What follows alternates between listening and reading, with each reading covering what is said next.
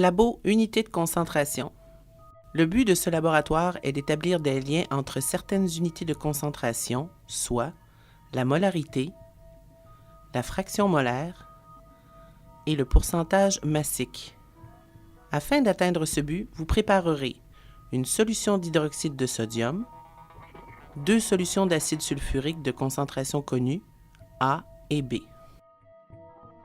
Vous effectuerez ensuite le dosage volumétrique des solutions A et B d'acide sulfurique et d'une solution d'acide chlorhydrique de concentration inconnue à l'aide de la solution d'hydroxyde de sodium que vous aurez préparée.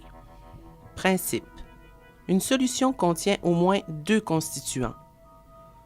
Le solvant, présent en plus grande quantité, souvent de l'eau, et un ou plusieurs solutés. Lorsqu'un acide est dilué dans l'eau, l'acide est toujours considéré comme étant le soluté.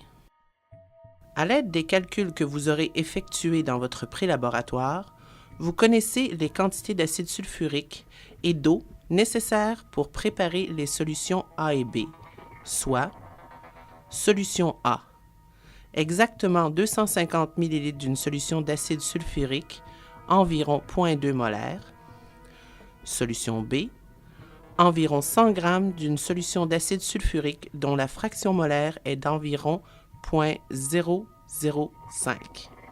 Vous prendrez différentes mesures de masse et effectuerez des dosages volumétriques dans le but de déterminer, avec une plus grande précision, les concentrations des solutions A et B et ainsi vérifier que les concentrations obtenues correspondent à celles désirées. Vous effectuerez également le dosage d'une solution inconnue. Les dosages volumétriques dans ce laboratoire sont basés sur la neutralisation d'un acide à doser, acide sulfurique ou acide chlorhydrique, par une base, l'hydroxyde de sodium. Il s'agit d'ajouter à la burette la quantité de base nécessaire pour neutraliser une quantité connue d'acide à doser.